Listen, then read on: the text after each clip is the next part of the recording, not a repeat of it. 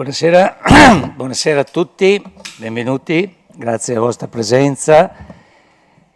Questa sera presentiamo il libro di Vera Genau, Nessuno è normale, io non lo so pronunciare quella, poi nessuno, però scusatemi, però voglio riportare solo 2 o 3 righe del libro che presentiamo stasera, che per me sono state molto illuminanti, come tanti altri libri che ha scritto, e scrive meglio: le parole da sole non hanno il potere di cambiare la realtà, ma le parole possono avere il potere di indurci magari a modificare l'atteggiamento che abbiamo nei confronti di essa.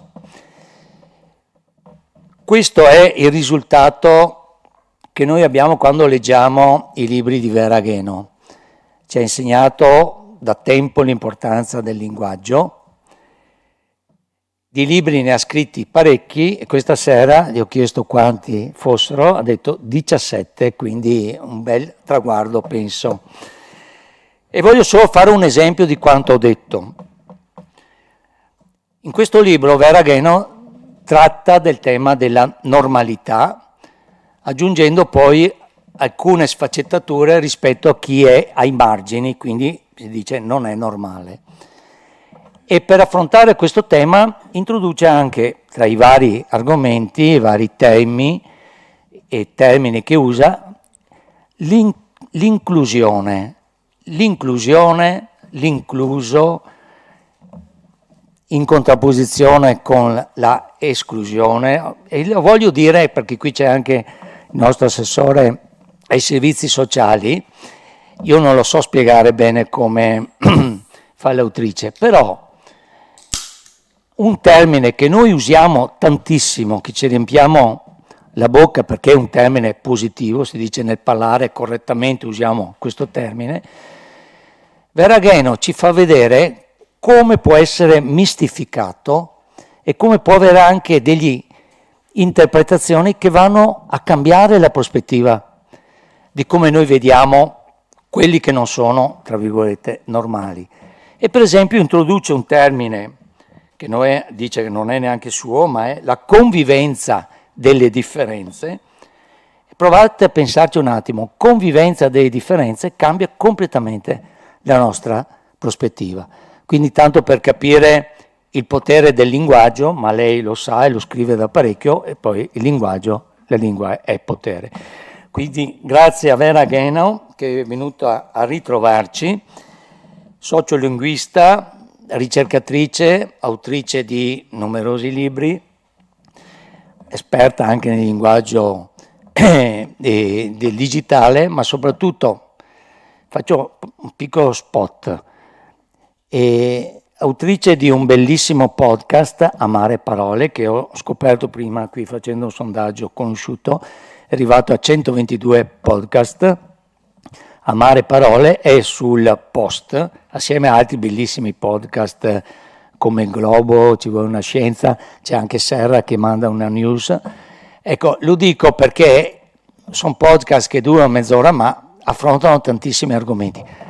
A volte io sono del parere, perché il costo di un abbonamento a quello spot è di un caffè alla settimana, perché qualche volta anche la stampa, quella che troviamo online, ha bisogno anche di essere supportata se vogliamo avere dei giornalisti che scrivono poi in maniera professionale. Quindi grazie a Vera e grazie soprattutto a Michela Colassante, fondatrice di Become, Learn, Grow, Change, spazio di formazione e consulenza aziendale, un HR, segue soprattutto i temi della diversità, dell'equità, del linguaggio e della comunicazione, e poi avrà modo anche di presentarsi e soprattutto condurrà la conversazione di questa sera. Un grazie particolare intanto all'amministrazione comunale di Valdagno, e non vedo il sindaco che si nasconde sempre in fondo, poi che ci permette di utilizzare questa sala. Un grazie in modo particolare poi al nostro sostenitore sponsor Casa Associati, qui c'è anche il professor Federico Casa, e credo che nessuno meglio di lui, per il tipo di lavoro che fa la professione anche quando insegna all'università, sappia quanto è importante l'uso corretto della parola. Chi volesse acquistare il libro lo può fare in uno spazio messo a disposizione della libreria Soldà dei Ponti dei Nori. Ultimissima cosa, se volete essere informati sui nostri futuri incontri o ci seguite sulla pagina Facebook o meglio quella Guanxinet, dove poi noi riportiamo tutte le registrazioni, oppure se non l'avete ancora fatto e volete essere informati con la news, darete, se volete, l'adesione poi all'uscita dove c'è un modulo da compilare. Grazie e buona serata, e do la parola al nostro assessore che ci porta un saluto.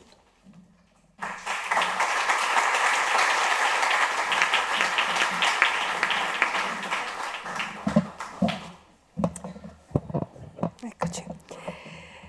Bene, a nome dell'amministrazione comunale vi porto il saluto e vi do il benvenuto a questa interessante serata. Siamo veramente felici di ospitare Vera Gheno per la presentazione di questo libro, un libro che ci induce a riflettere su molti temi.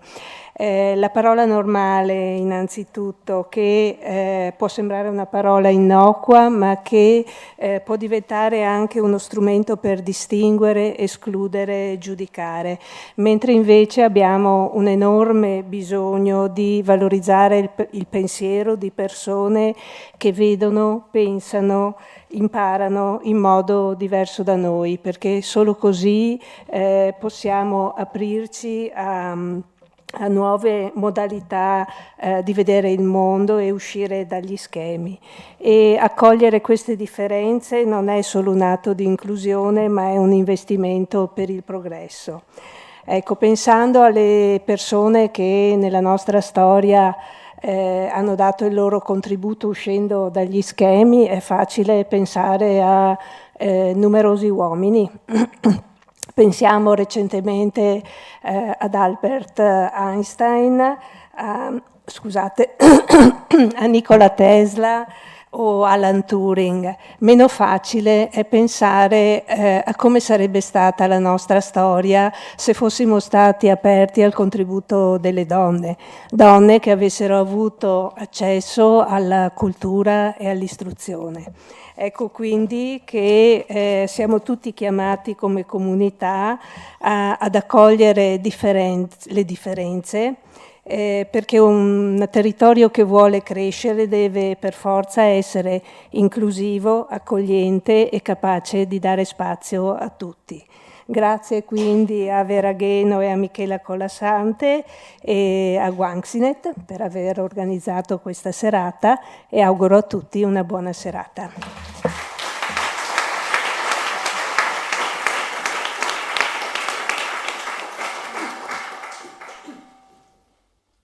Grazie anche da parte mia. Sono davvero felice di essere qui con Vera Gheno, che è un po' che seguo, anche per passione e anche proprio per professione. Quindi sono proprio contenta di essere qui con te a dialogare, perché questa serata, no, come ci eravamo dette, vuole essere una conversazione spontanea, un dialogo aperto. Parleremo di corpi, parleremo di menti, parleremo di normalità, di cosa significa essere normali o essere considerati anche non normali o anormali, e parleremo di norme sociali, quelle che contribuiscono anche proprio a definire chi è normale e chi non lo è. Parleremo di parole, di linguaggio. Vera si occupa da moltissimo tempo di questo, ha scritto anche numerosi libri sul linguaggio, sulle parole, proprio perché tu stessa citi in apertura Michela Murgia quando dice che il modo in cui nominiamo la realtà è anche il modo in cui finiamo per abitarla. E vorrei partire proprio da qui, perché tu stessa dici in apertura per me l'inizio è sempre da cercare nel vocabolario. Quindi se sei d'accordo partirei proprio dalla definizione. Cosa vuol dire normale e chi decide cosa lo sia e quali sono i parametri secondo cui possiamo giudicare, definire la normalità? Allora, intanto buonasera, grazie di essere di nuovo qui a sentirmi, non è la prima volta, e evidentemente questo è un luogo che risponde bene alle sollecitazioni culturali, e questo mi riempie il cuore di speranza, perché andando in giro per l'Italia mi rendo conto, al di là di tutto quello che viene detto a proposito della scarsa propensione alla lettura o anche in generale alla cultura, io invece vedo tanta fame di comprensione, anche di fronte a una situazione che evidentemente ci getta tutti un po' nello sconforto, anche perché sembra in un certo senso andare tutto a rotoli. Invece situazioni come queste sono quelle che in qualche modo mi fanno pensare che speranza c'è, e per me la speranza è nella volontà di capire e nella volontà di conoscere, che invece mi pare che sia in crescendo, e questa è sicuramente una cosa positiva. Allora, per me iniziare dal vocabolario è come stringere la copertina di Linus, nel senso che ogni volta che mi trovo a scrivere una roba lunga, un progetto lungo come un libro, che è diverso ovviamente da un articolo o anche da una puntata del podcast, quindi richiede tanta pianificazione, la mia prima reazione è: non riuscirò a scrivere questo libro. Sono 17 volte che faccio questo balletto, ok? Quindi da una parte lo so che dopo un iniziale momento non lo so, di paura, di terrore della pagina bianca, di oddio ci sono troppe cose da studiare, non ci arriverò mai in fondo, poi in qualche modo una strada la trovo. E allora per me il vocabolario è una sorta di bene rifugio. Parto da lì perché il vocabolario in un certo senso contiene tutte le storie, no? Una volta che ero come si chiama? L'Isola Deserta, il programma di Chiara Valerio, non mi ricordo se si chiama così, ecco, sono stata ospite a una puntata e una delle domande che fa Chiara in ogni puntata è: che libro ti porteresti sulla famosa Isola Deserta? E io ho risposto: il vocabolario. Perché comunque anche leggerlo è un libro molto interessante, è denso, ci sono dentro un sacco cioè ci sono tanti modi per attraversarlo, no? Ovviamente quello più banale è quello di andarsi a vedere il significato delle parole. E allora, dovendo scrivere un libro sul concetto di normale, che non era la mia prima scelta, e anche questo un attimo lo volevo spiegare, questa collana di UTET si chiama Alfabeti. E praticamente ogni uscita è di un autore o di un'autrice differente e si occupa di un termine, di una parola. Allora, quando mi è stato proposto di partecipare a questa collana, io volevo scrivere di parola, volevo fare un libro sulla parola parola, ma era già presa, me l'hanno fregata. C'è un altro autore che uscirà con un libro sulla parola parola, e quindi, siccome ci tenevo a partecipare a questo progetto, a lungo abbiamo pensato su quale altro termine scegliere, diverso, lingua, lessico, così alla fine ho pensato che in fondo negli ultimi anni io mi sto occupando tanto del concetto di normalità, ma soprattutto di come e quando e perché questo concetto è diventato una clava socioculturale da dare in testa alle persone. Quindi se sei normale vai bene, se non sei normale non vai bene. E però cosa vuol dire essere normali? Allora, prima di tutto esperienza personale. Come credo la maggior parte delle persone qui presenti, soprattutto le donne, ma non solo, almeno una volta nella vita è capitato a chiunque di sentirsi appellare come: tu non sei normale. Magari di fronte a un momento di rabbia o, non lo so, un momento di grande tristezza. Dico soprattutto alle donne perché c'è l'aggravante dell'isteria, no? Cioè, Freud insegna che le donne in automatico sono pazze. A me viene sempre in mente Glenn Close in Attrazione fatale, se avete presente, no? Quindi, e quando uno ti dice tu non sei normale, tu dici no, non è vero, io sono normale, sembri ancora meno normale, no? Quindi tu entri in un loop. Quindi quella era la mia esperienza, e anche lì io mi sono chiesta: ma che cosa vuol dire essere normale? Allora andiamo a vedere nel vocabolario, alla N di normale, che cosa viene fuori. E non ci avevo mai fatto caso, perché il vocabolario lo leggiamo con la stessa nonchalance con cui leggiamo i cartelli per strada, non è che ci soffermiamo sul significato delle parole, sulla semantica profonda. Ecco, normale ha vari significati, ma i primi due sono interessanti, perché il primo è ciò che corrisponde a una norma e il secondo è ciò che crea una norma. Perché è interessante perché è un uroboro, no? Cioè c'è una circolarità pazzesca in queste due definizioni. Cioè, se normale vuol dire corrispondere a una norma, ma normale vuol dire quello che la norma la crea. Allora, la prima cosa a cui dovremmo fare caso è che normale non è qualcosa di definito per sempre, indipendentemente da ciò che succede nel mondo. Quello che una volta non era normale, oggi magari lo è. Pensate a una donna coi tatuaggi.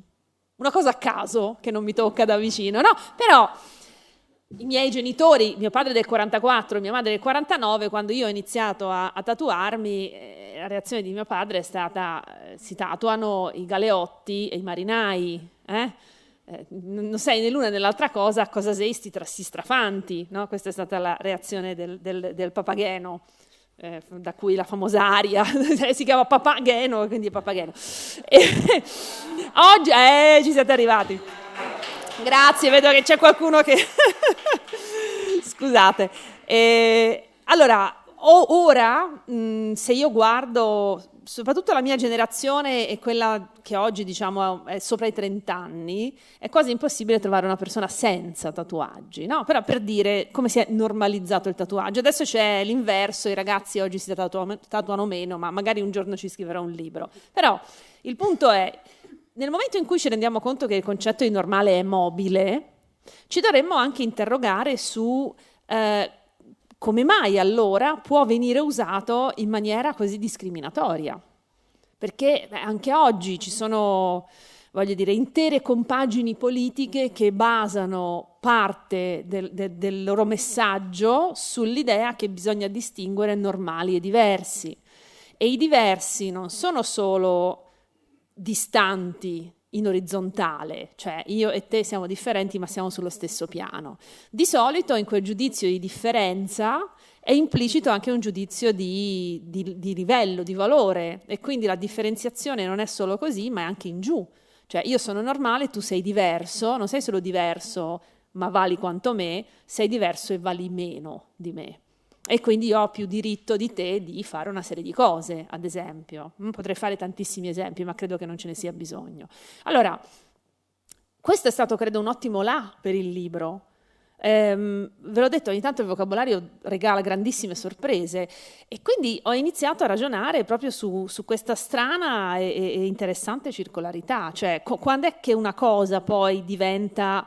normale, e com'è che poi quel concetto di normale, che è aleatorio, è ondivago, è dipendente dal qui e ora, diventa un'arma. Questo è un po' il punto di partenza, credo, del libro. Tu stessa infatti dici, dando appunto la definizione anche di normalità, e dai anche una cronistoria di normalità, di come poi questo concetto si sia evoluto e anche a cosa abbia portato, no? E quindi ti chiedo, è una caratteristica la normalità cui aspiriamo o dalla quale fuggire? Ecco, anche questo è ambivalente. Se ci pensate, essere appellati come tu non sei normale è molto offensivo, ma anche se una persona ti dice guarda, sei proprio normale, cioè sei l'esempio della normalità, vuol dire non sei interessante, non sei unico, no? Di solito quando dobbiamo dare, o dovevamo, insomma, dare un 2 di picche, cioè guarda, non mi interessi, sei troppo normale. No? Quindi non è bello essere normali, ma non è neanche bello essere anormali. E di nuovo c'è questo strano dualismo, no? del giudizio di normalità, perché da una parte aspiriamo a far parte del gruppo di quelli riconosciuti come normali, però dall'altra vorremmo conservare le vestigia di tutta la nostra meravigliosa, incredibile individualità, vogliamo anche essere speciali. E quindi di nuovo, no, si apre la possibilità di ragionare su questo, su dove ci portano queste due strade. Allora è chiaro che si può trovare un equilibrio, si può capire che la propria individualità può convivere diciamo con una società che però preferisce i gruppi omogenei, perché poi se uno va a studiare la biologia dell'essere umano, il cervello, come noi ragioniamo, una delle cose che si scoprono quasi subito è che l'essere umano è omofilo, vuol dire che preferisce la compagnia di chi sente simile a sé, piuttosto che continuare a mediare con una persona che è diversa da te, diversa per abitudini, diversa per orari dei pasti, diversa per religione, diversa per modo di muoversi. no? Cioè una persona bipede abita il mondo in un certo modo, se in una compagnia c'è un soggetto che si muove invece su una sedia a ruote, questo vuol dire rivedere tutto il modo in cui quel gruppo abita lo spazio, no? Poi magari il gruppo si adatta, però a volte può succedere che invece il gruppo non riesce ad adattarsi perché ritiene che la persona che non si muove sulle sue gambe e quindi viaggia in carrozzina sia un accollo. Come si fa ad andare in discoteca con l'amico che è su sedia a ruote? Si può, però richiede un adattamento. Magari non vado a fare la gita in montagna, magari faccio un altro tipo di gita, però capite che c'è bisogno di continuare a mediare. Non è di per sé un problema. Penso alla classe di mia figlia a Firenze, non è un problema che ci siano bambini, ragazzi e ragazze di ogni provenienza, però se decidono di andare a McDonald's, la parte di persone che è di altre religioni, musulmana ma non solo, delle domande sulla carne eccetera se le fa, e quindi tutto il gruppo magari decide di fare qualcos'altro, no? Allora, l'omofilia non implica in automatico la xenofobia, cioè non vuol dire che si diventa escludenti nei confronti degli altri per forza, però credo che sia importante riconoscere due cose. Uno, che l'essere umano è programmato per cogliere la differenza, e quindi le persone che vi dicono per me siamo tutti uguali, stanno dicendo una cosa che sulla carta suona molto bene ma non è reale, perché noi, ripeto, siamo programmati per vedere il diverso, lo cogliamo subito. E quindi però questo implica che noi dobbiamo immaginarci delle strategie di convivenza con questo diverso, non ignorare che sia diverso, ma riconoscere che è diverso, ma vale quanto noi, e poi chiedersi come possiamo stare insieme senza darci troppo fastidio nella nostra diversità. E tutto questo ovviamente è faticoso, questo lo sottolineiamo subito. Cioè, quando io vado in giro a portare questo messaggio, che per me è un messaggio che apre la possibilità verso una società più felice, non una società basata sulla paura reciproca, ma una società basata sul rispetto e sulla curiosità reciproca, diciamola così. Ecco, quando io porto in giro questo messaggio aggiungo sempre una cosa: questa roba non arriva gratis. Cioè, se la nostra tendenza sarebbe di chiuderci nel castelletto con le persone simili a noi e guardare gli altri in cagnesco, uscire fuori da questa visione della società richiede fatica, richiede usare delle calorie, proprio a livello di uso del cervello. E quindi io capisco anche perché in molti contesti vinca il messaggio opposto. Chiudiamoci fra di noi, escludiamo tutti gli altri, così noi staremo bene, felici, e gli altri come stanno chi se ne frega. L'importante è che stia bene il gruppo dei noi. Cioè, mi rendo conto che dal punto di vista dell'investimento di energie il mio è un messaggio perdente, però secondo me porterebbe a una società più divertente, ecco, da vivere. Poi vediamo. Tu hai parlato... Grazie. Grazie a chi l'ha fatto partire. E tu parli anche nel tuo libro, citi anche il concetto, no, dei bias cognitivi, anche di Kahneman, quindi pensieri lenti e pensieri veloci, no? Per riallacciarmi a quanto stavi dicendo, la reazione più istintiva, che è quella che saremo tutti portati ad avere anche di fronte all'altro, quindi all'altro da sé, la persona che noi consideriamo diversa, quindi come appartenente ad un gruppo che non è il nostro, no? Non è la nostra tribù, ma è appunto altro da noi. Mentre il fatto di attivare la parte più razionale richiede appunto questa fatica e richiede anche di fermarsi, di riflettere e di attivare la parte più lenta, no? del cervello che non si basa proprio su una reazione automatica. Ecco, questo tema dell'automatismo rispetto al rallentare e quindi al fare intervenire l'intenzione, no? Quindi partiamo dall'automatismo per portarlo verso l'intenzione. In questo, come dicevi prima, c'è molto, cioè si fa molta leva proprio perché appunto, non essendo l'inclusione un processo naturale, anche se vediamo anche magari come citavi tu, anche a livello politico magari, no? Certi populismi tendono a far leva proprio su questa parte più istintiva e quindi a far leva sul noi rispetto all'altro. Ecco, secondo te Questo chiudersi, no, nell'in group che tu citi nel libro, e quindi nel gruppo nostro rispetto all'altro, e porta a una diversità anche in senso verticale, no, che hai citato prima, e quindi cosa comporta in termini di discriminazione, quindi che tipo di cosa rischia di legittimare anche, no, questo considerarci diversi non solo da un punto di vista di distanza dalla normalità, che possiamo considerare una media, no? Una statistica, magari possiamo fare un po' l'evoluzione anche dell'idea che alla normalità si è sempre associata, no? Partendo proprio magari dalla maggioranza della popolazione che si colloca lì, cosa rischia di comportare questo, no? In parte l'hai già accennato, a livello proprio verticale di considerarci diversi dall'altra persona. Ma io penso che gli esempi siano sotto gli occhi di chiunque, cioè quando si discrimina per esempio in base al colore della pelle, non è che si fa semplicemente una differenza, io sono bianca, tu sei nero, ma è anche implicita l'idea che bianco sia meglio. Quando si discriminano le persone con disabilità, perché si discriminano? Cioè noi viviamo in un mondo che anche da un punto di vista di mera accessibilità fisica limita tantissimo la vita dei soggetti con una qualsiasi disabilità fisica. No? Quando pensiamo alle persone con disabilità, magari non diciamo io che ho il corpo sano, lo dico fra virgolette, sono meglio di una persona col corpo disabile, però sicuramente in qualche modo penso Poaretti, no? E anche il giudizio di Poaretti, alla fine, è un modo per discriminare, poveracci, no? Poveracci sono affetti da una disabilità, gli possiamo, come dire, possiamo prevedere alcune misure per rendere la loro vita, la loro sopravvivenza più decente, ma comunque non li consideriamo all'altezza dei corpi abili. Quando pensiamo alle persone migranti, nel migliore dei casi assumiamo un modo di fare paternalistico, quando non schifato, no?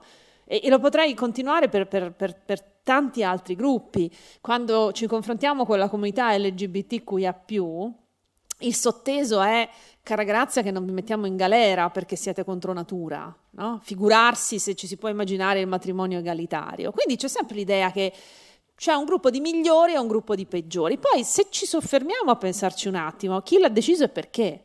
Cioè chi l'ha deciso che essere di pelle bianca è meglio che essere di pelle nera? Cioè non so, voglio dire, il razzismo sistemico che affligge la nostra società più o meno da sempre si basa sull'assunto biologizzato che le persone bianche siano migliori anche da un punto di vista mentale, siano più intelligenti. Cioè la schiavizzazione è stata ammessa a livello di sistema perché le persone erano convinte che le persone nere fossero più stupide e quindi si meritassero di essere schiavizzate. Per fare un esempio che ci tocca ancora più da vicino, è stata la stessa cosa per le donne, cioè il ruolo delle donne nella società, come ha ricordato anche l'assessora, scusi io dico assessora, non posso dire assessore perché se no mi inseguono con la clava, no ma per me è assessora. Comunque, come ha detto l'assessora, il ruolo delle donne era dato per scontato che fosse marginale. No? Cioè anche lì è un serpente che si morde la coda. Allora le donne erano discriminate su base biologica, uno perché isteriche e quindi inaffidabili, due perché automaticamente considerate meno intelligenti in quanto donne e quindi era giustificato che per esempio non potessero studiare.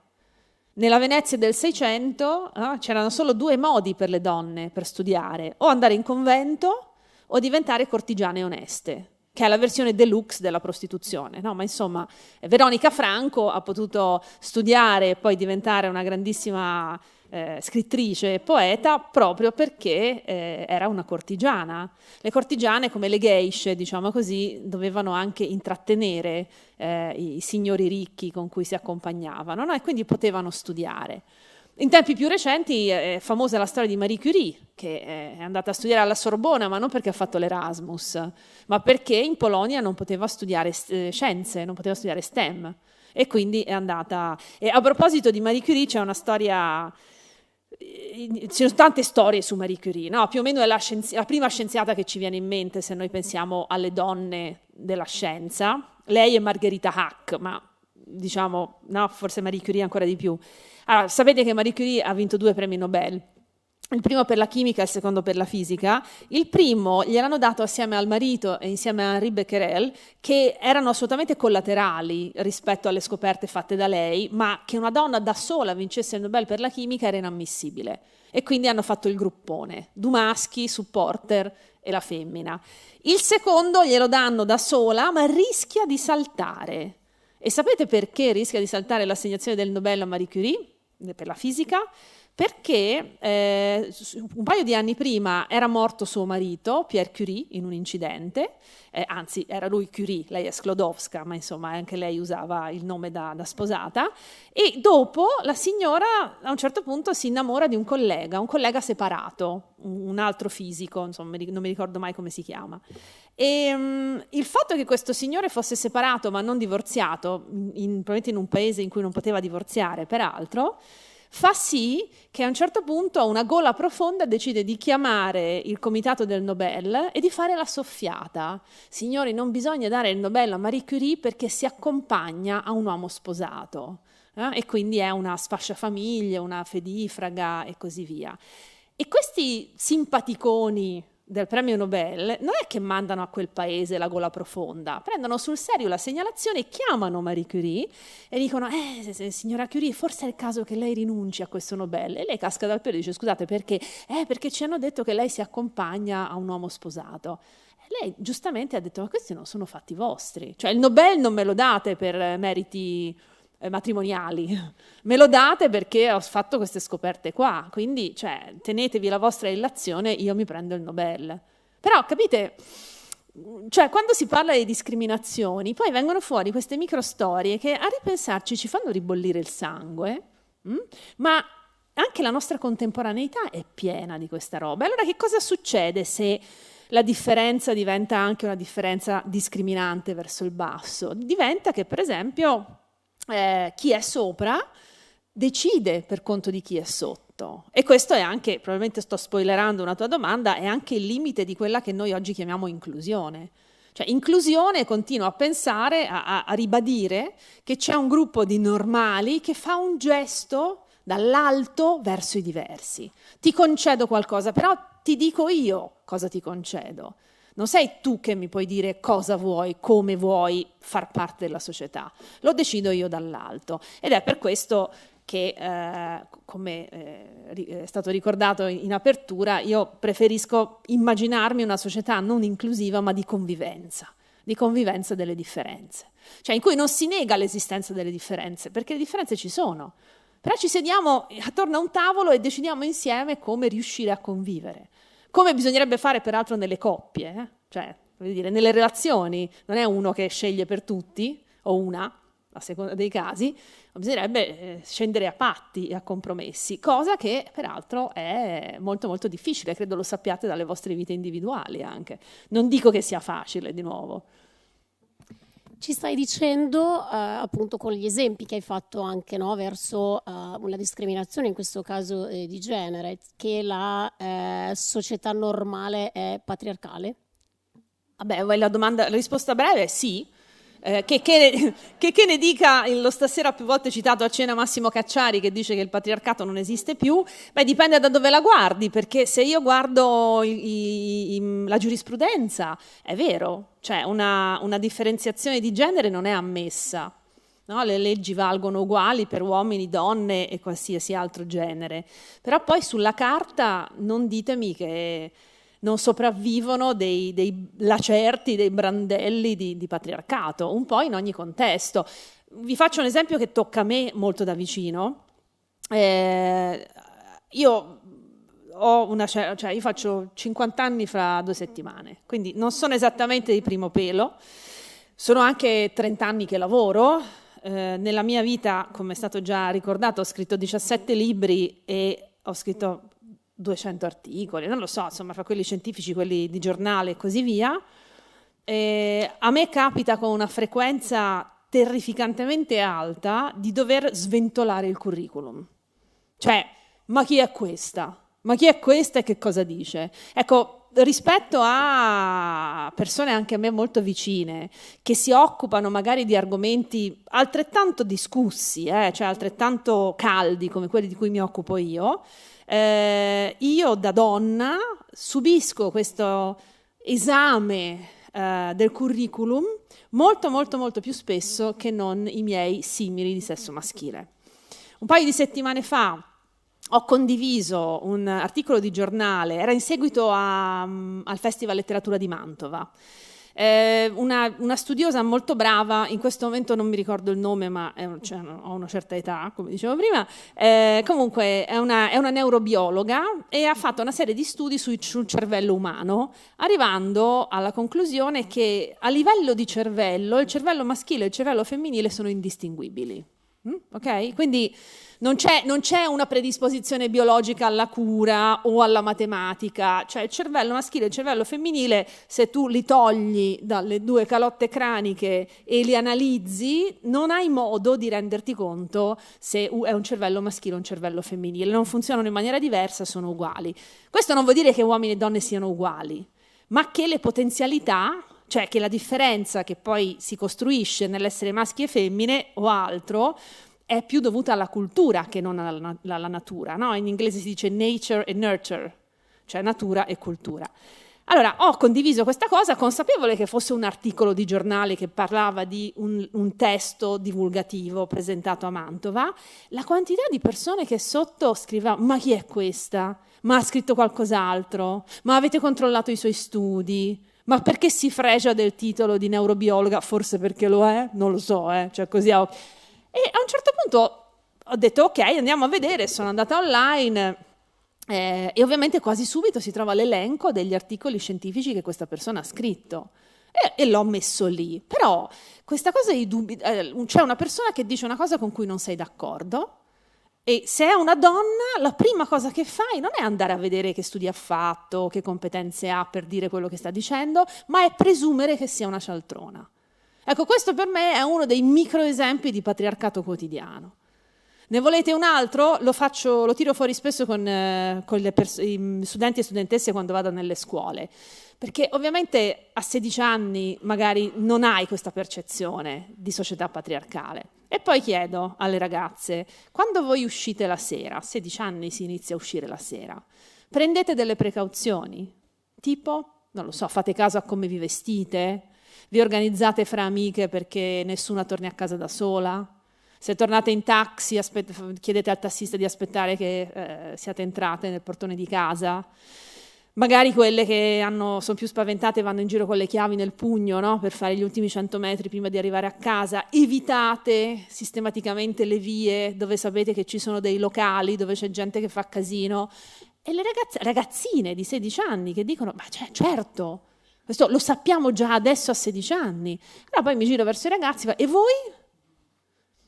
Vabbè, ma anche noi possiamo venire aggrediti. Sì, ma vi assicuro che la possibilità di venire stuprati è molto più bassa per voi ragazzi. Ed io vedo che loro rimangono un attimo perplessi, però dico, guardate, a 16 anni voi già state vivendo lo spazio in cui abitate, lo spazio urbano, lo spazio del villaggio, del paese, in maniera differente. Questo è un esempio di società patriarcale. Cioè il fatto che per noi donne non sia così comodo abitare nel quotidiano, ecco, questa è una cosa che spesso passa sotto traccia, ma ci sono centinaia di tracce di questo. Centinaia. E io lo dico sempre, sono diventata femminista molto tardivamente, cioè sono arrivata ai 40 anni senza aver bisogno del femminismo. Poi ho iniziato a capire che una serie di comportamenti che io davo per naturali e inevitabili non erano altro che la conseguenza di una visione patriarcale della società. Per esempio, il fatto che tutti i giorni in ufficio il mio capo mi scannerizzasse. Ok? Non per forza dicendo cose laide, anche se a volte le diceva, ma oggi stai bene, oggi stai male, hai preso qualche chilo, hai perso qualche chilo, perché non ti slacci un bottone, perché non te lo riallacci, potresti avere la gonna più corta, più lunga, questo stivale ti va bene, ma le calze le hai fino in cima o stai usando le autoreggenti? Queste cose così. E io dicevo, vabbè, so donna, mi tocca. E poi studiando ho capito una cosa, per esempio ho scoperto che esistono studi che misurano quanto le donne perdano in produttività sul posto di lavoro perché devono continuamente pensare oddio come sto. E volete degli esempi di patriarcato quotidiano in barba a chi dice che non esiste più? Per me questi lo sono. E sono ovviamente comportamenti di natura sociale e culturale. Se adesso, cioè, io spero che poi andando via chiacchieriate fra di voi, no? E tantissime donne diranno, ma sai, questo succede continuamente anche a me. Beh, in realtà noi dobbiamo parlare di più di queste cose per renderci conto che si tratta di qualcosa che possiamo anche cambiare. Per me il femminismo, lo studio del femminismo è stato quello che mi ha dato la chiave di lettura di comportamenti che pensavo fossero accolli individuali, miei, problemi miei, e invece ho scoperto che sono problemi collettivi. Questo è patriarcato. Allora, già la parola patriarcato, no? Incute un certo timore. Possiamo anche chiamarla Pippo, però non cambia. No, allora, mi riallaccio a quanto stavi dicendo, no? Poi la domanda che pensavo di farti te la faccio dopo, perché è interessante, no? Individuale e collettivo. Mi viene in mente un incontro che abbiamo fatto di recente in un'azienda proprio a parlare di questi temi con Lorenzo Gasparrini, e anche lui parla proprio dell'individuale e del collettivo, no? Perché effettivamente l'idea che la visione o comunque anche la struttura, l'architettura della società patriarcale nuoccia e possa danneggiare solo la donna è comunque una visione chiaramente parziale, no? Perché l'aspettativa sociale, l'aspettativa di genere relativa al ruolo e alla casella che io devo occupare all'interno della società va a limitare chiaramente la mia libertà di donna, ma anche la libertà dell'uomo, perché l'uomo stesso deve un po' ma neanche poco, cioè... no, deve un po' soddisfare questa idea di virilità, questa idea di forza, no? Questa idea, però la sua visione, la sua proposta era questa, diceva la differenza è che magari il genere femminile si organizza collettivamente e lo vive, no? Ha acquisito una consapevolezza sulla collettività di questo punto di vista, mentre il maschile fatica ancora a viverlo come un tema collettivo, e quindi è l'individualità della persona, dell'uomo in questo caso, che lo vive magari come un problema individuale anziché aver fatto il passaggio successivo.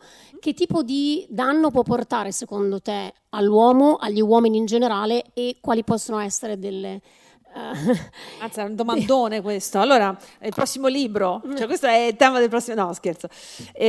Allora, intanto mi rivolgo ai maschi in sala, e uso maschi non per una questione biologica, ma perché se dico uomini c'è sempre il fraintendimento, no? Uomini nel senso di esseri umani o uomini nel senso di maschi. Allora, teoricamente voi siete al vertice della piramide del privilegio. Vedo soprattutto maschi bianchi di mezza età, eterosessuali, non so, cisgender nemmeno, ma facciamo che sì, va bene?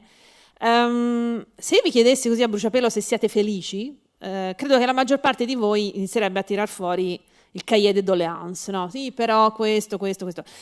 Non per dire che, vedete, non basta stare in cima alla piramide del privilegio per stare bene, però voi soffrite per gli stessi, in larga parte per gli stessi motivi per cui soffrono le donne. Per esempio, una società patriarcale è una società che effettivamente prevede che l'uomo faccia l'uomo e la donna faccia la donna.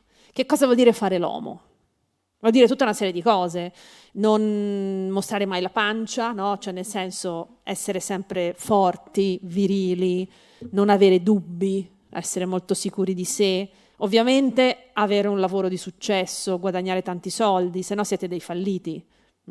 Essere anche piuttosto prestanti fisicamente e anche prestanti da quell'altro punto di vista, perché se no non va bene, no? Quindi c'è anche la performance sessuale oltre a tutto il resto.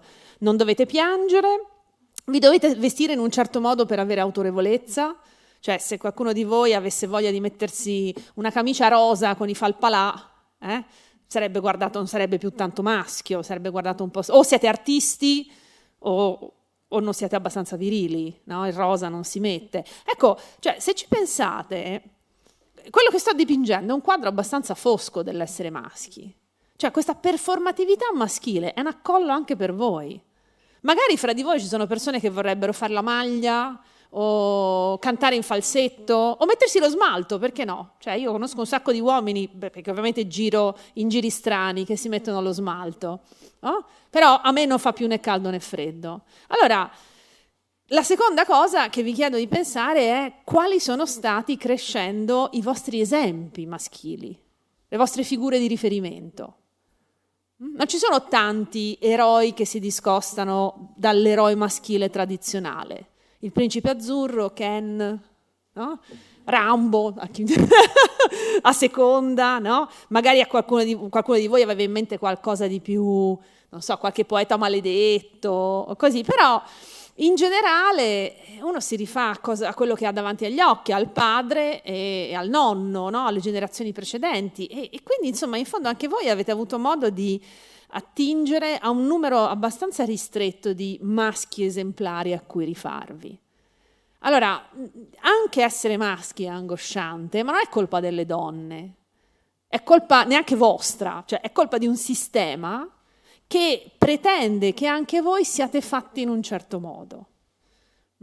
Magari avreste voglia di mettervi il completo verde pisello, ma non lo fate perché se uscite col completo verde pisello invece che grigio, nero o blu, varie gradazioni, vi guardano tutti come se foste arrivati da Marte, o siete David Bowie o siete fuori di testa. Capite cosa voglio dire? Allora, questi sono i problemi 1 e 2. Il terzo problema è: se questa è una società che è ancora a misura d'uomo, letteralmente a misura di uomo, va bene? Nelle medicine, nel design, nell'urbanistica, in tutti gli aspetti, nella lingua, il maschile sovraesteso. Allora, io credo che per il genere maschile, come richiama giustamente Lorenzo Gasparrini, sia molto difficile categorizzarsi come genere. Cioè, vi ricordate quello che vi dicevo delle ragazzine sedicenni? Vuol dire che a 16 anni tu scopri che sei un individuo, sei una donna, una ragazza unica, bella, indipendente, irripetibile, ma sei anche parte di una categoria specifica, che è quella femminile, che, per fare un esempio fra i tanti, quando esce deve prendere determinate precauzioni di genere. Ma l'altro genere, il genere maschile, che è abituato a percepirsi come il genere base, no? Noi siamo l'altra metà del cielo, noi siamo la quota rosa. Solo scherzando si dice la quota blu, no? Però, perché quello è lo standard e poi c'è la quota rosa. Ecco, quella parte lì che si pensa come standard fa fatica a pensarsi come genere. E questo vuol dire che, per esempio, quando si parla di violenza sistemica, no? E si parla di femminicidi, e si parla del fatto che alla base del femminicidio che è in cima alla piramide c'è un sostrato culturale che parte da comportamenti apparentemente molto innocenti come il fischio per strada e così via, c'è sempre qualche uomo che salta su e dice: ah, ma così generalizzi, perché non tutti gli uomini sono femminicidi. E vi dobbiamo ringraziare per questo? Cioè, è chiaro che non tutti gli uomini sono femminicidi, anzi, la maggior parte di voi credo che non alzerebbe mai le mani sulla compagna, la maggior parte di voi aiuta in casa, attenzione alle parole, aiuta in casa, non divide a metà le cose da fare in casa, aiuta, perché comunque è una roba soprattutto femminile quella di fare i lavori di casa, no? E così via. Ma se voi iniziaste a ragionare su voi stessi come genere, allora riuscireste a capire anche il senso di parlare di problemi sistemici. E se io dico, nel peggiore dei casi, questi comportamenti innocenti ma stereotipati possono portare al femminicidio, io non sto accusando il genere maschile. Io sto dicendo che il genere maschile avrebbe bisogno di iniziare a pensare a se stesso come un genere. E invece quando si parla di studi di genere, di che genere si sta parlando? Di quello femminile? No? Cioè noi siamo l'eccezione, noi siamo il boxino rosa, il maschile è lo standard. E forse non è così.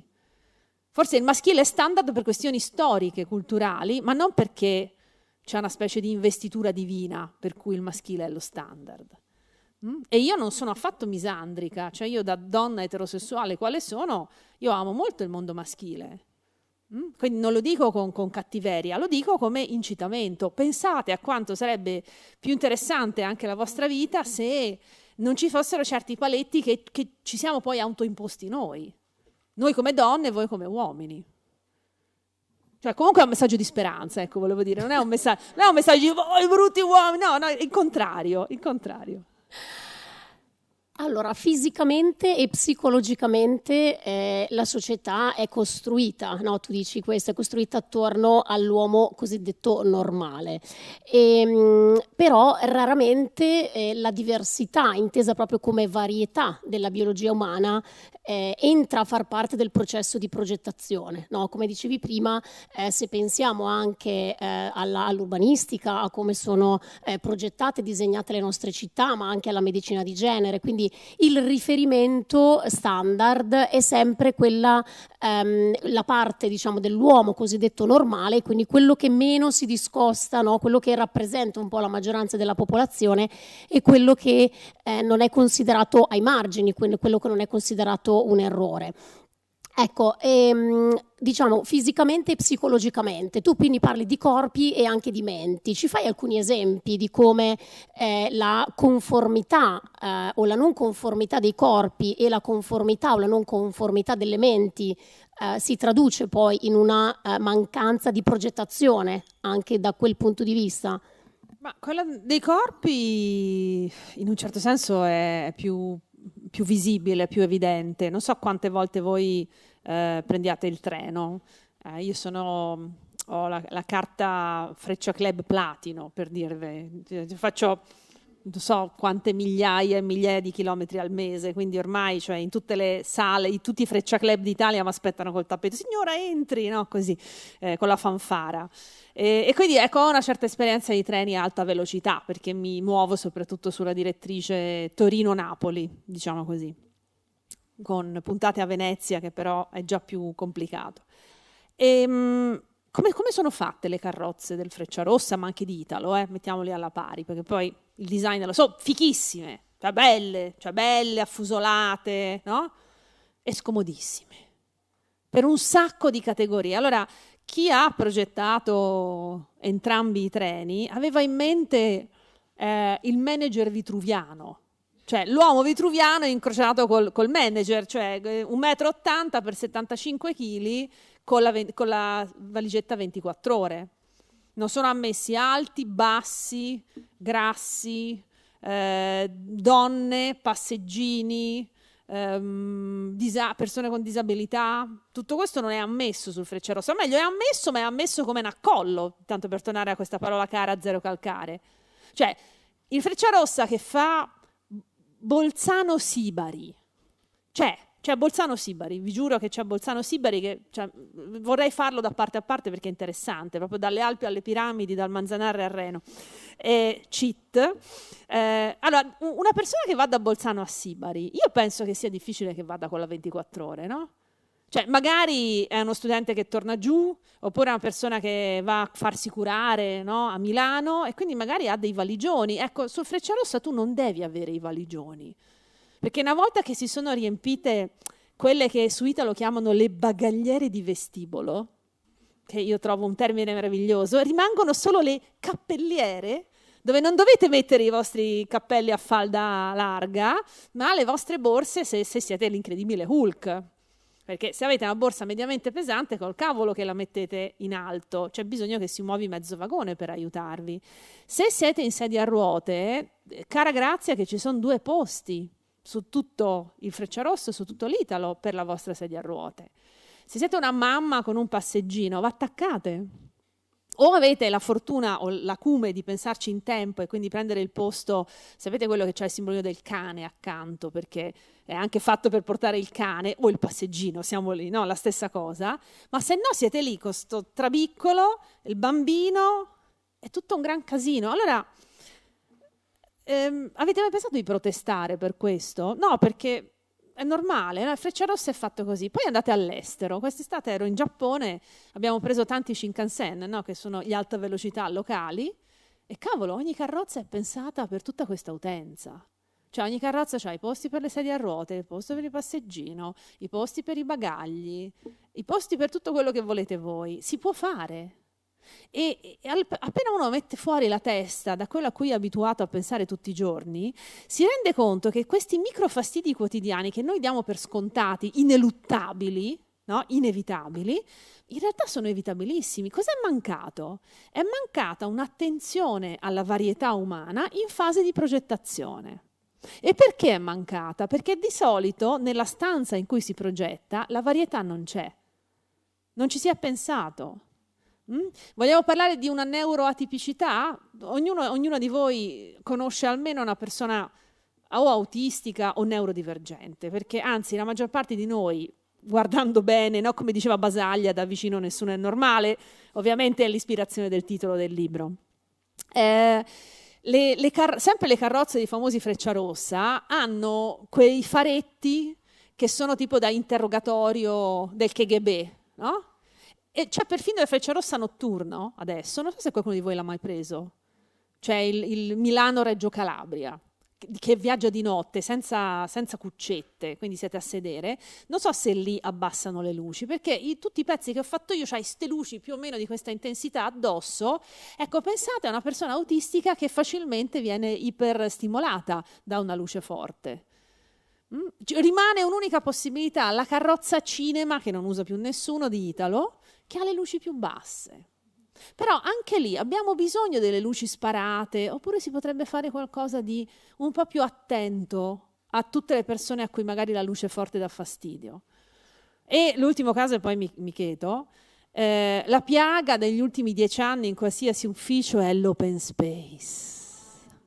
Sento che siete molto... Allora, cioè lo spazio aperto, non più gli ufficetti piccoli, ma un grande spazio con questi tavoloni magari divisi, no, con un divisorio nel mezzo, in cui senti tutto quello che fa quello accanto, le telefonate, se si magna le unghie, se picchetta sul tavolo, no? Senti quando scrive alla tastiera, e quello in teoria dovrebbe migliorare la nostra produttività. Basta essere ADHD, avere qualche deficit di attenzione o essere persone neurodivergenti, ma anche essere persone che si distraggono facilmente come sono io, e l'open space è l'inferno. Allora, Fabrizio Acanfora, di cui io parlo spesso, che è il mio mentore per certi versi, che è autistico, mi racconta che a un certo punto viene assunto in un'azienda ovviamente come persona autistica, quindi lo sapevano che era autistico, e vede che ha un open space e dice: scusate, ma io qui non riesco a lavorare, potete trovarmi una soluzione alternativa? E la soluzione alternativa è lo sgabuzzino. Quindi lui lavorava tipo Harry Potter nel sottoscala, no? E dice: vabbè, una soluzione l'hanno trovata, però di nuovo c'è questa carenza a livello di progettazione. Quando qualcuno ha iniziato a promuovere gli open space, si è pensato solo alle persone neurotipiche, non a quelle che magari appunto hanno bisogno di un pochino di silenzio in più. Ecco, micro esempi, però credo che bastino. La cintura di sicurezza. A quante persone sta scomoda la cintura di sicurezza? Se siete bassi, se avete un seno prosperoso, se siete incinte. 3 casi in cui si sa dove metterla. Pensate che sia necessario che la cintura di sicurezza sia scomoda? No, ma fino all'altro ieri l'hanno progettata sul famoso uomo vitruviano, uomo maschio vitruviano. Non lo dico io sta roba, cioè c'è una letteratura dietro, poi trovate tutti i riferimenti nel libro. Prima citavi, dicevi appunto che parlando della questione di genere, anche dell'approccio della società patriarcale, dicevi non è una colpa, no? Quindi la visione parziale che spesso non è consapevole, no? Perché abbiamo visto diversi esempi, li hai citati tu stessa, anche il fatto di essere al centro della ruota un po' del potere, del privilegio, spesso non è consapevolizzato, nel senso che una persona che si trova a ricoprire o a trovarsi, diciamo, in una serie di categorie, chiamiamole così anche per ipersemplificare, non lo vede, quindi non è consapevole, non per colpa, ma proprio perché siamo nati un po' in un contesto che ci ha fatto crescere anche, no, in questo modo, e quindi è un po' come l'acqua per i pesci, che era anche il titolo dell'incontro del dialogo che avete fatto con Kübra Gümüşay. Ecco, il fatto che non sia una colpa, questo non esclude, tu stessa lo dici, che sia comunque una responsabilità, è vero? Quindi abbiamo parlato del genere, ma potremmo parlare anche dei corpi, potremmo parlare delle menti, no? Tu stessa dai un sacco di esempi anche nel libro. Cosa potremmo fare proprio per non solo per essere consapevoli del privilegio in cui ci troviamo, anche magari in più categorie e quindi anche poi categorie che si sovrappongono anche, no? Tu stessa parli di intersezionalità anche nel tuo libro. Cosa potremmo fare per far sì che questa cosa si trasformi in un senso di responsabilità verso l'altro e verso appunto più persone, quindi nella varietà della biologia umana? Non ne ho idea. Dunque, intanto io credo che la cosa importante che giustamente hai detto anche tu è questa.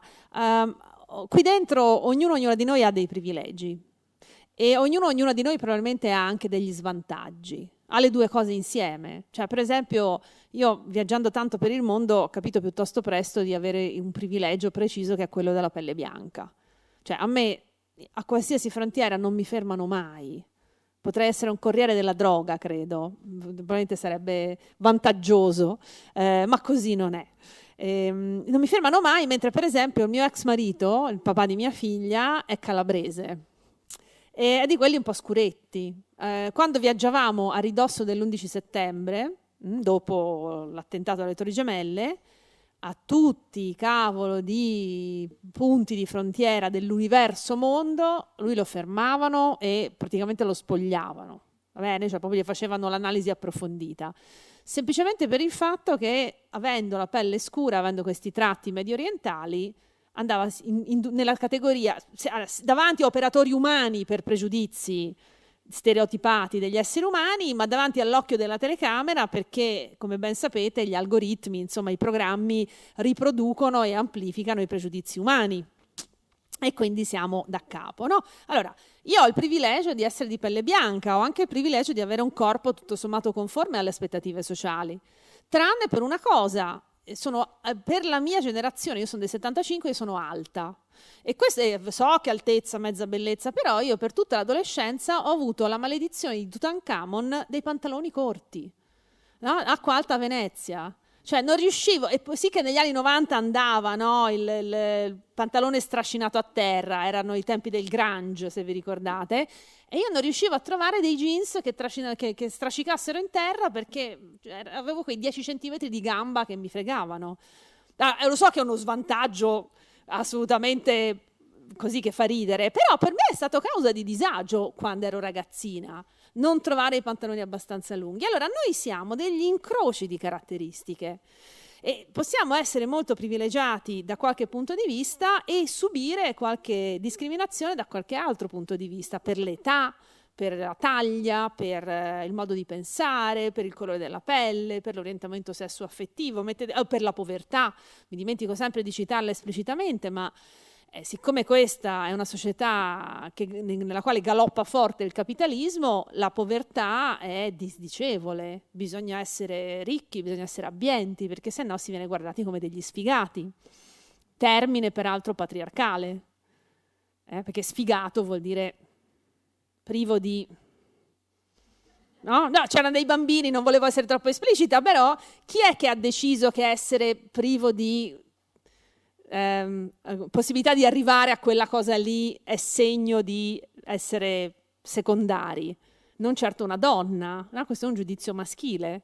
È molto interessante perché anche il modo in cui offendiamo le persone ha molto a che fare col patriarcato. Comunque, chiusa questa parentesi. Anche la donna con le palle. La donna con le palle, sì, ma la donna con le palle, vabbè, quella in qualche modo è più trasparente, no? Cazzuta. Allora, io non riuscirò mai a dire ovaiuta, scusate, perché... Però ecco, cerco anche di evitare di dire donna con le palle, ma se noi pensiamo a tutti gli automatismi linguistici che usiamo nel quotidiano non ne usciamo più. Però perché una cazzata è una cosa brutta e una figata è una cosa bella? Fatemi una domanda, datemi una risposta, ma la risposta delle risposte è: non l'hanno inventato le donne. Cioè è una proiezione maschile quella che la figata è una cosa bella.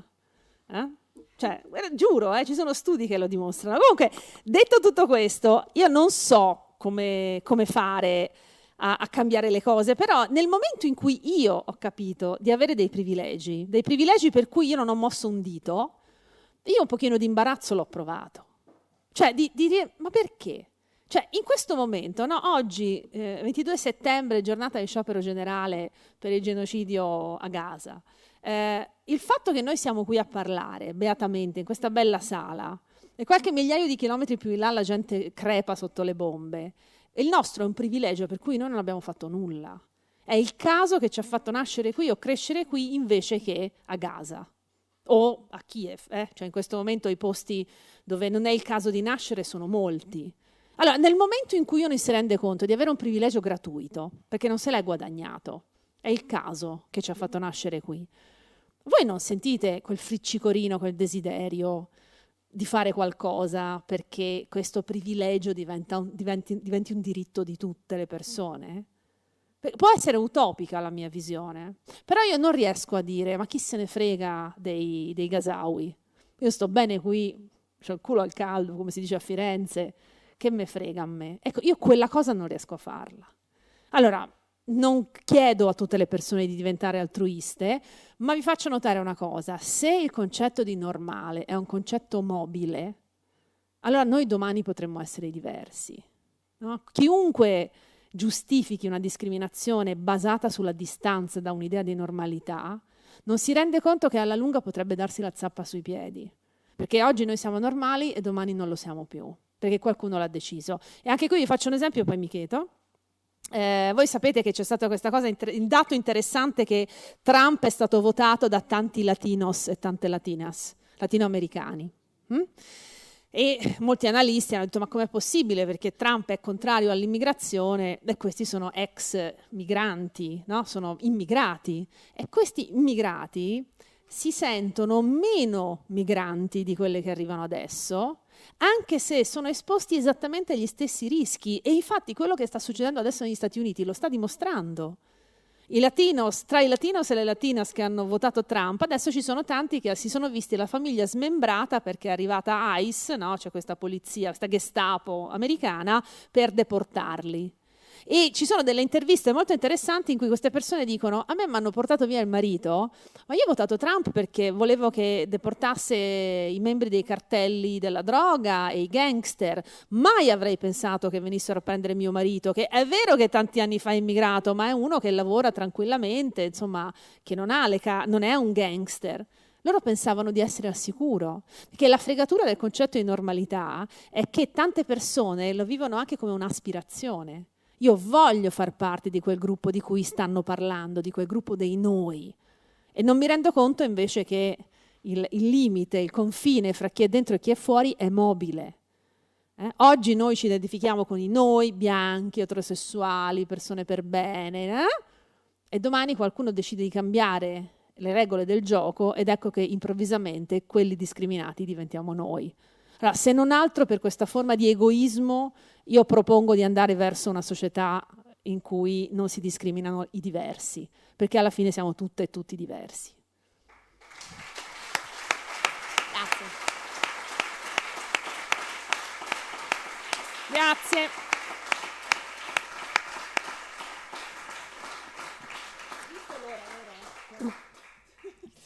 No, perché li stiamo... Tra un po' è sequestro di persona. Io me ne rendo conto. No, poi magari tra un po' lasciamo spazio anche a degli interventi, a delle domande. Volevo toccare un po' il tema del linguaggio, no? Il linguaggio di cui tu chiaramente ti occupi anche nei tuoi lavori, anche in molti dei tuoi scritti, e della relazione tra realtà, pensiero sociale e linguaggio. E tu fai un esempio molto, molto efficace, no? Che dici: lingua e realtà non sono come due pugili sul ring, e quindi non necessariamente dobbiamo pensare ad uno scontro tra lingua e realtà nel momento in cui, no, più di qualcuno magari ti fa osservare che i problemi sono ben altri, quindi non sarà importante il femminile professionale, non sarà importante dare visibilità alla diversità, no? Dobbiamo occuparci delle questioni serie, quindi della sostanza della realtà. E tu stessa invece dici perché una cosa deve essere per forza contrapposta all'altra, no? Le due cose possono andare insieme. Allora ci fai magari qualche esempio di come la lingua può rafforzare la realtà e di come la realtà stessa può a sua volta riprogettare la lingua? Allora, intanto il benaltrismo di dire i problemi sono ben altri è una forma di difesa. Cioè, quando io parlo di lingua e qualcuno mi dice i problemi sono ben altri, io concordo. È chiaro che i problemi sono ben altri.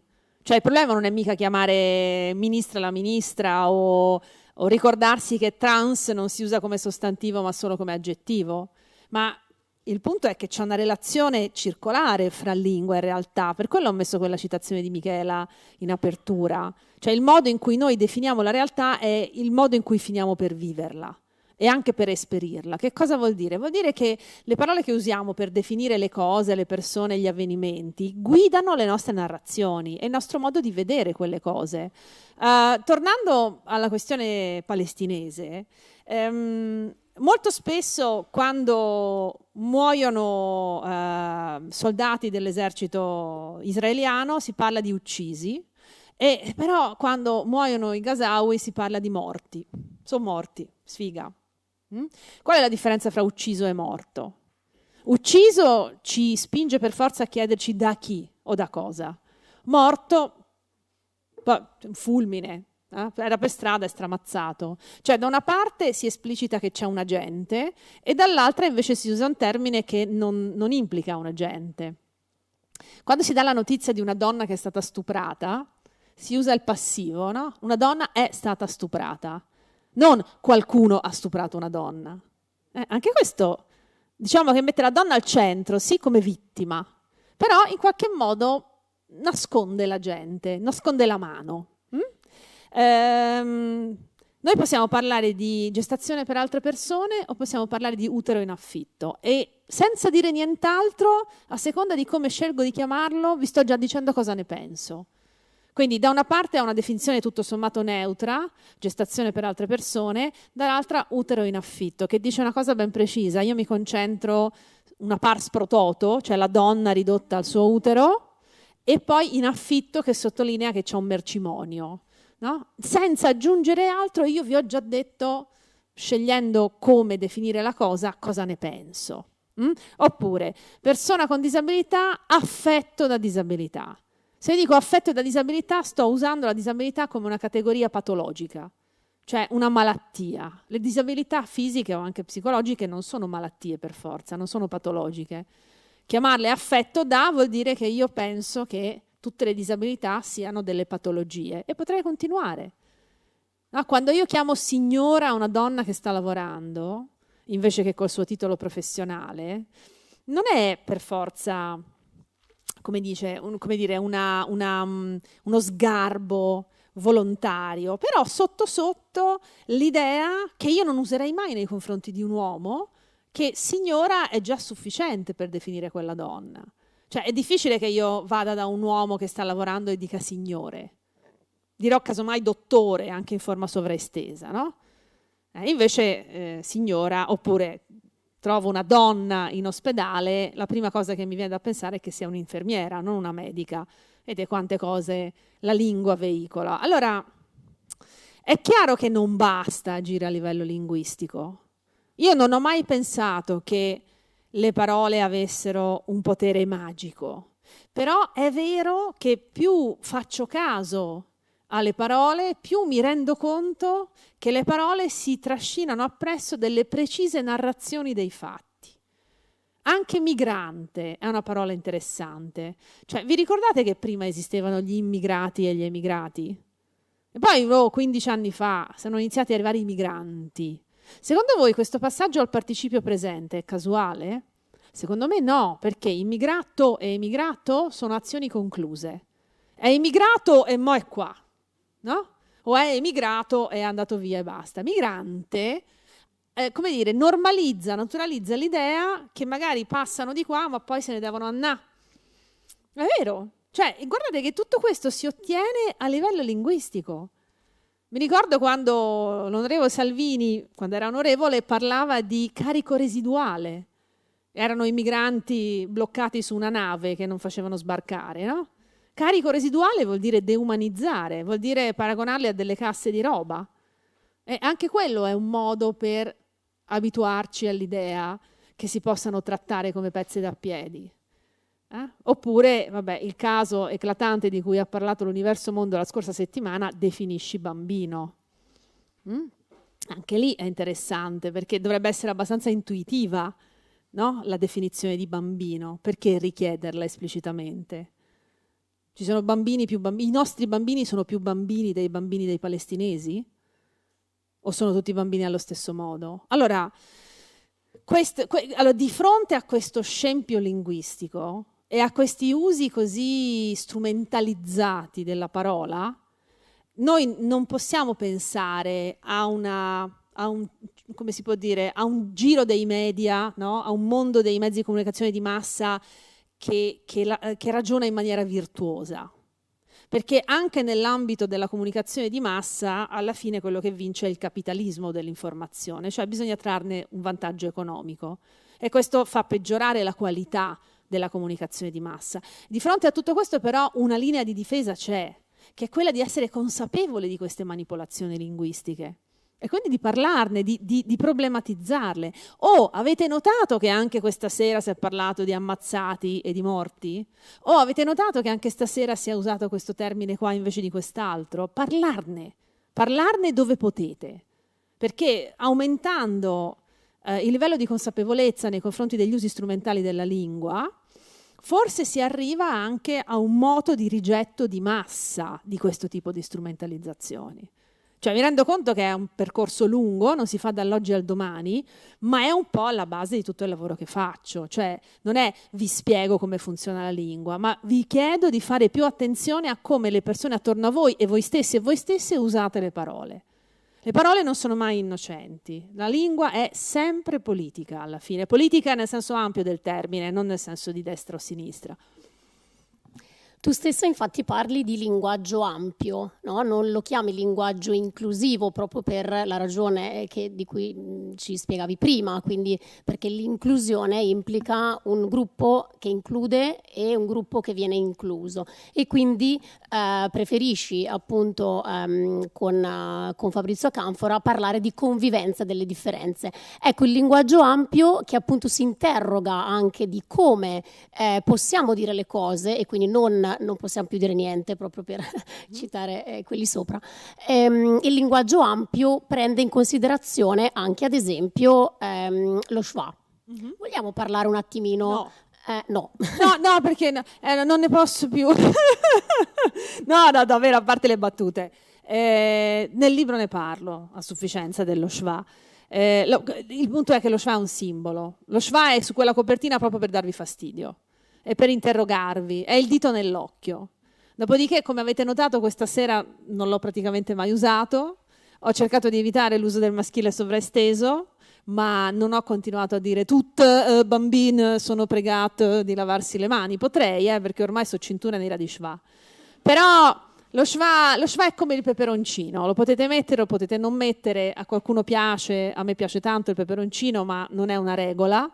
E secondo me se ne è parlato pure troppo, perché lo schwa ha un pregio che è anche il difetto: se io infilo lo schwa da qualche parte si parlerà solo dello schwa, e quindi io lo uso molto poco perché a volte mi interessa far passare un altro tipo di messaggio e non perdermi a ricevere i soliti, di solito sono minchiarimenti, mansplaining di perché lo schwa non funziona, e ultimamente ho scoperto che va molto di moda chiederlo a ChatGPT e poi rifilarmi la sola che dice ChatGPT, cioè ormai lo riconosco a occhio nudo, quindi no, parliamo d'altro. Passiamo alla domanda successiva che spero si avvia alla conclusione, perché adesso ci avviamo assolutamente alla conclusione per poi lasciare spazio alla platea. Pochissime domande che farete.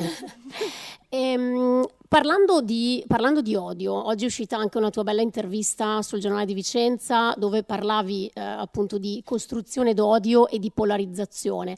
Vorrei riprendere un passaggio di una delle tue più recenti puntate del podcast Amare Parole, dove appunto parlando, il titolo era sulla maschiosfera, la manosfera, parlavi di incel, parlavi di diverse cose a questo proposito e citavi Elon Musk che diceva che parlava di empatia tossica, no? E del prendersi cura del mondo e preoccuparsi per gli altri porta al suicidio della civiltà. Cosa ci vuoi toccare un attimo questo Io vorrei titilare le vostre corde venete, per me è zeumona. Cioè questo è... No, questa frase qui... Scusate. tutto questo non lo riporterete fuori da qui, del resto siamo solo in Mondovisione. No, però, che gli vuoi dire? Cioè, io ammiro certi personaggi che sono un distillato di odio per qualsiasi categoria e riescono a far passare la loro posizione come una posizione di grande amore, di inclusione, cioè riescono a rinarrarsi in maniere bestiali. Allora, come fa l'empatia a essere un problema? Può essere un problema l'empatia, Peraltro io non credo tanto nell'empatia, perché nessuno di noi può veramente sapere come si sentono gli altri. Credo più nella simpatia, no? Che è non mi stai simpatico, ma soffro assieme a te, no? Cioè non mi immedesimo in te, ma ti sto accanto e capisco che anche tu magari hai le tue sofferenze. Però ecco, dire che l'empatia è un problema lo può dire solo lui, che evidentemente non ha bisogno di amici e di affetti reali. Infatti, insomma, non riesco a giustificarlo peraltro con la sua neurodivergenza. Mi sembra che a volte abbia delle uscite da veramente, cioè se conoscesse il Veneto è proprio davvero mona, non c'è un'altra espressione per definirlo meglio. Peraltro io ringrazio le domande che mi sono state fatte in quell'intervista, perché hanno dato la stura a una serie di risposte che, quando ho mandato via la mail, perché sono state risposte scritte, quando ho mandato via la mail ho detto forse ho esagerato un po'. Però sono anche molto contenta che alla fine siano state non ho riletto l'intervista perché mi vergogno troppo, però mi è costata un po' di fatica, diciamo. Erano delle bellissime domande, molto rabbiose per certi versi. Bene, grazie, lascerei, grazie intanto a Vera Gheno. Grazie a voi.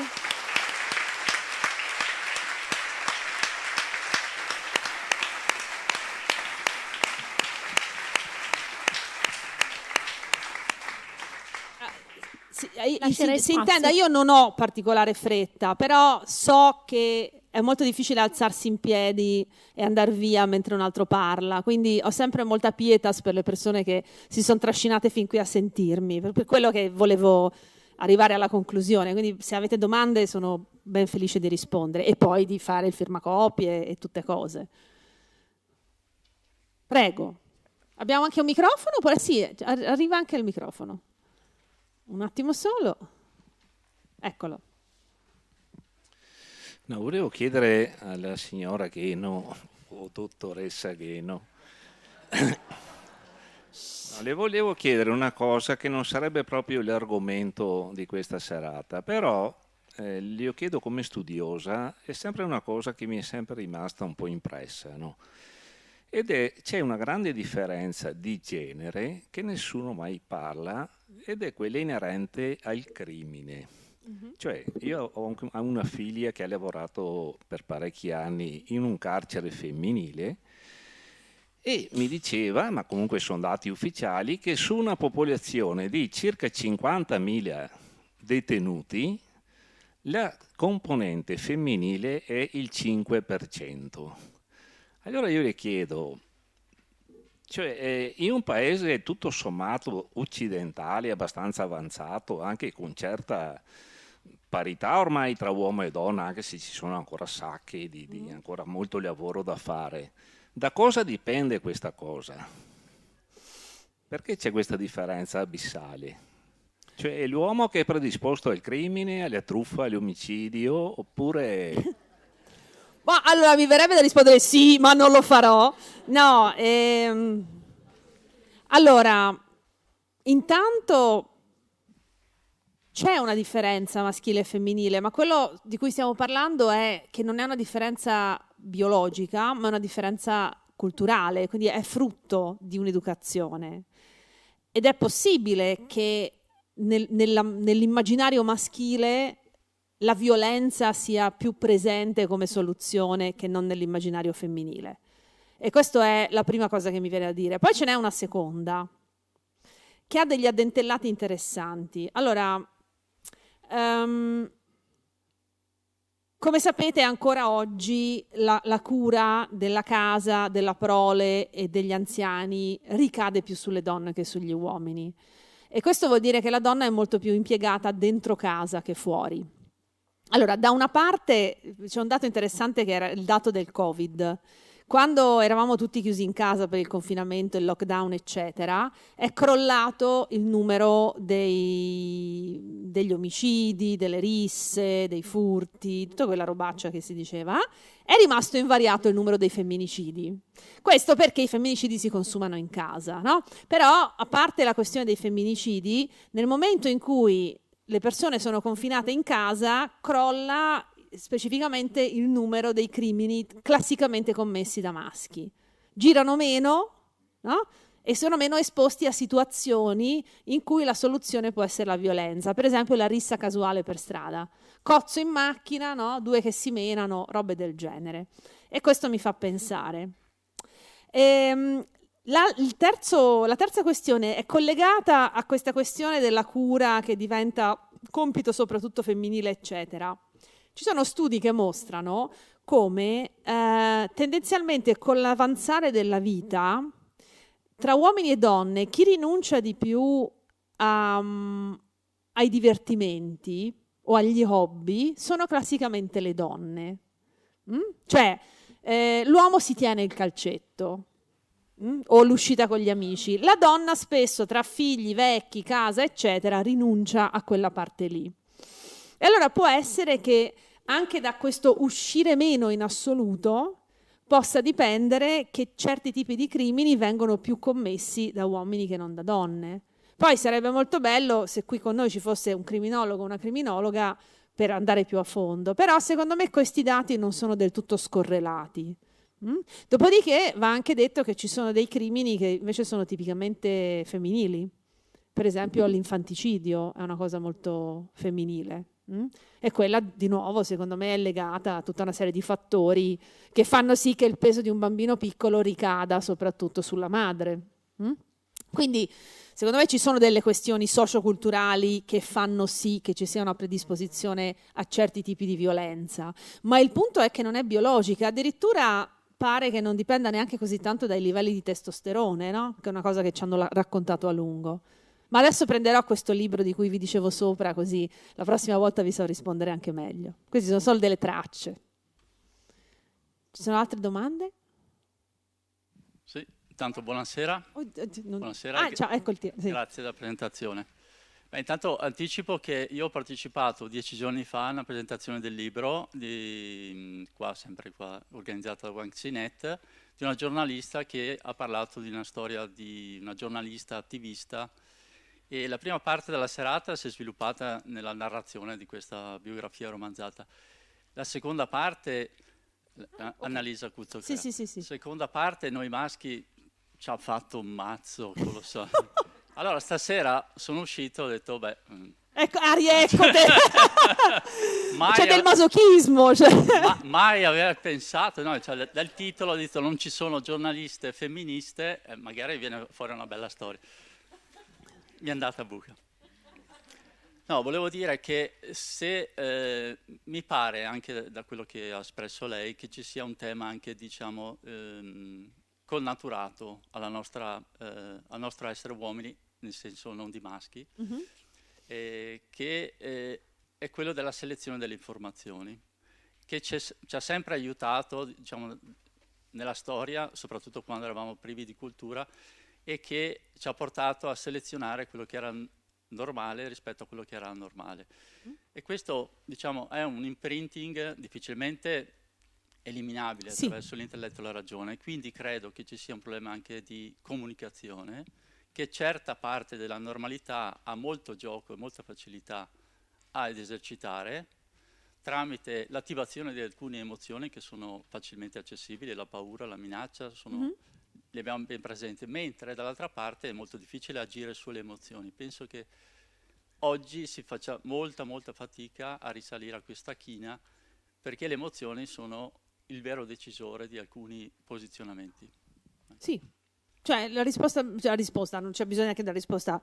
Sono tutto sommato abbastanza d'accordo, però il fatto che sia difficile risalire questa china non mi distoglie dal desiderio di farlo, perché molto, molto banalmente penso che alcune fra le cose migliori che come umani, come umanità abbiamo fatto siano venute fuori proprio dalla gestione anche della parte emozionale, emotiva, no? E quindi dalla ragione. Il punto, per esempio, è riconoscere in questo momento esatto in cui c'è un caos informativo notevole, c'è la varietà cioè siamo nel mezzo della diversity, no? Anche se volessimo tornare al piccolo mondo antico, vedi Fogazzaro, sarebbe un po' difficile perché ormai siamo spampanati, no? In mille direzioni fra internet, la globalizzazione, eccetera. Io penso che sia un momento di grande angoscia come umanità. E forse cedere a questa malia di cercare nell'altro il problema è quello che non dovremmo fare. Cioè io mi interrogo tanto su questo, anch'io avrei voglia di dire è colpa degli altri, non è colpa mia, poi non ci riesco perché mi rendo conto che è una sorta di rifugio rispetto alla necessità di guardare in faccia la complessità e di dire ok, ci dobbiamo tutti e tutte rimboccare le maniche. Mi viene sempre in mente la frase, quella di Gramsci, quella odio gli indifferenti, no? Allora io sono per la partigianeria, io sono per condividere il gioco di questo momento molto complesso che stiamo vivendo assieme, però non solo come individui. E mi rendo conto anche di un'altra cosa, non so se avete mai letto Mark Fisher, ma una delle cose che lui dice è si fa fatica a immaginare un'alternativa al capitalismo perché ci viene venduto come ineluttabile. Il capitalismo c'è, non se ne può fare a meno. Ho la sensazione che come dire, tendiamo a considerare ugualmente ineluttabile una società che discrimina, come se non potesse esistere un diverso modello di società. Allora, e qui mi viene in mente quello che diceva Tommaso Moro a proposito dell'utopia. Cioè l'utopia funziona perché è un'isola, no? È isolata in mezzo a un mare e quindi dentro all'isola può funzionare l'utopia. Però l'utopia va bene anche se diventa un'aspirazione e non ci si arriva. Allora forse una società in cui le persone non sono discriminate per nessun motivo è utopica. Però il fatto che sia utopica, a mio avviso, non deve distoglierci dalla speranza di potersi avvicinare a quel modello lì. Perché secondo me si vivrebbe più felici, banalmente, che non con la paura continua che gli altri ci portino via quello che abbiamo, che alla fine è un po' il succo, il riassunto di quello che stiamo vivendo in questo momento, secondo me. Allegria, insomma. Volevo chiederle, prima parlava del cervello maschio e femmina, ecco. Allora, le influenze ormonali esistono, quindi non che portino magari a modifiche del cervello, ma a una differenziazione tra il cervello maschile e quello femminile. E poi un'altra cosa, lei parlava delle performance che deve avere il maschio, ecco, quindi la potenza, la forza, la virilità, la ricchezza e tutte queste cose qua. Ecco, queste performance sono volute solo dagli uomini o anche invece sono volute anche dalle donne o da ambedue? E per quanto riguarda invece il patriarcato, citava il professor Cacciari che diceva che non esiste più, mi pare, capito? E secondo lei questo patriarcato che da millenni che si instaura nella civiltà umana e anche più, quanto tempo ci vorrà finché scompaia? Buona domanda. Allora, purtroppo la palla di cristallo non ce l'ho, quindi non so rispondere. Non so neanche se può scomparire, forse lo si può solo annacquare, ma forse potrebbe già essere un grosso passo in avanti annacquarlo a sufficienza, omeopaticamente, no? Farlo sparire in maniera omeopatica. Le altre due questioni. Allora, non ho ancora letto il libro che parla del cervello, quindi non so rispondere sulla storia degli ormoni, però mi sembra di aver letto dall'anteprima, che ce l'ho lì, ma ci devo arrivare dalla pila di libri, che anche il ruolo degli ormoni in realtà è molto meno rilevante di quello che si pensava. Però ho letto solo la quarta di copertina, quindi devo approfondire. Cioè, vi ho proprio consegnato quello che ho letto anch'io, ma appunto ci devo studiare. Per quanto riguarda quello che si diceva del modello della maschilità, è chiaro che è un modello aspirazionale che vale anche per un certo tipo di donne. Cioè, io conosco molte donne che sono perfettamente a loro agio nel sistema patriarcale. Infatti, così come ammetto tranquillamente l'esistenza di uomini, diciamo, femministi, nel senso di persone che combattono il patriarcato, così ci sono anche donne tranquillamente patriarcali.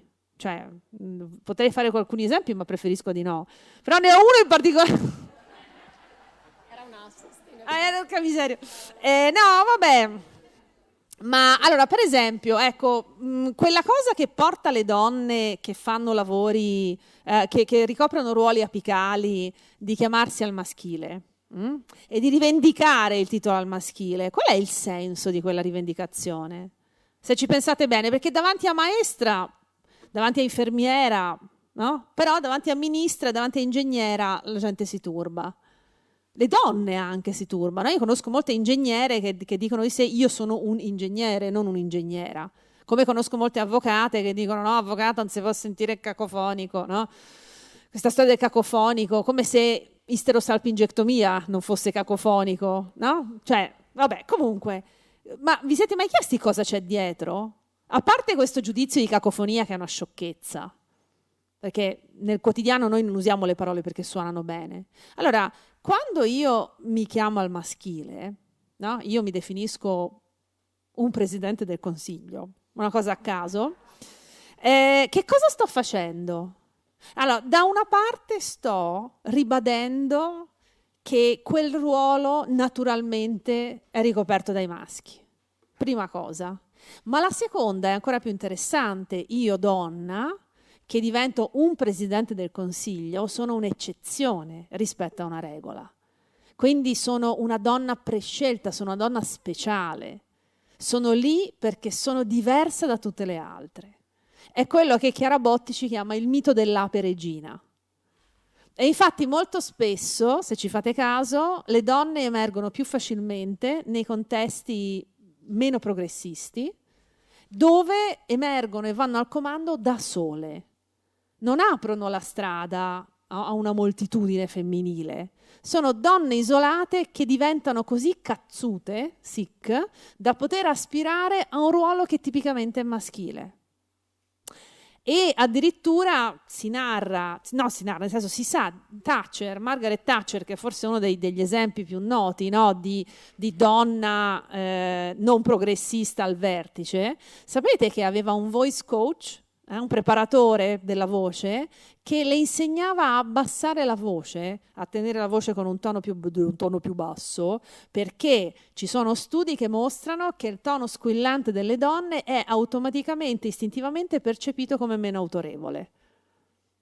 Allora pensate a cosa fa il nostro Presidente del Consiglio. Ci avete fatto caso che fa la vociona? Non è un caso. Quindi è una sorta di mimesi del maschile. E veramente lo sto dicendo non come critica personale in questo momento, ma lo sto dicendo come dato di fatto.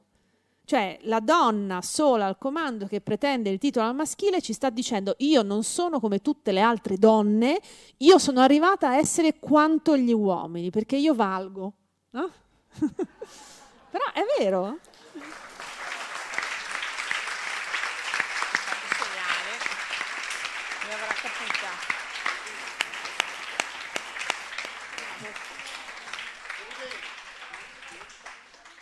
Bene, vi ringrazio.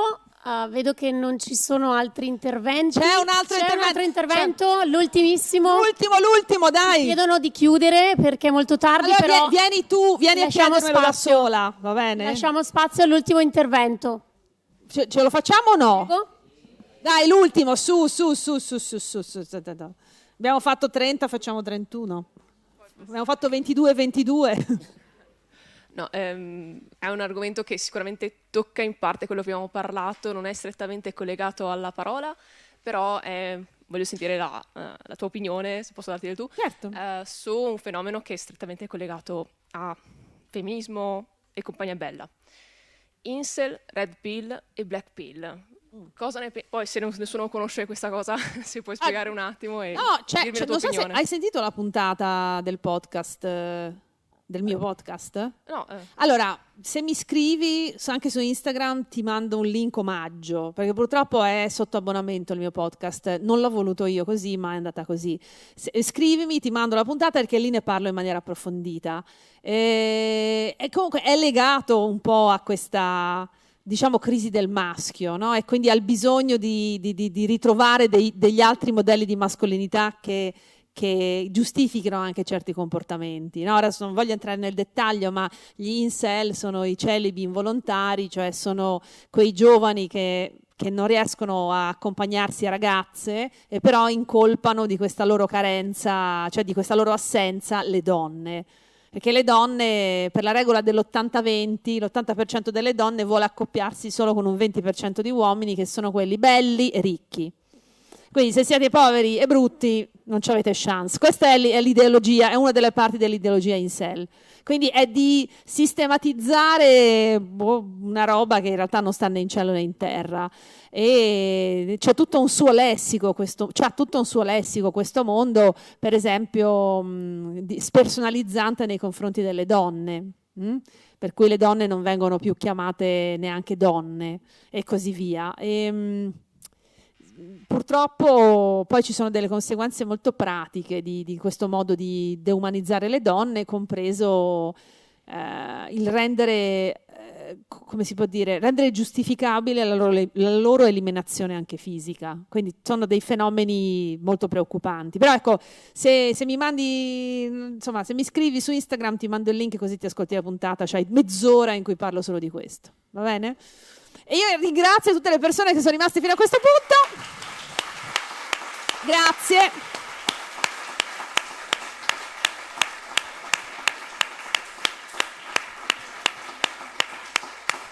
E se volete vi vergo il libro, insomma, ecco, prima di ritornare a casa. Buonanotte a tutte le altre persone. Se volete acquistare il libro c'è la possibilità di acquistarlo in ingresso e Vera Gheno si fermerà per il firmacopie. Grazie a voi e buon proseguimento di serata.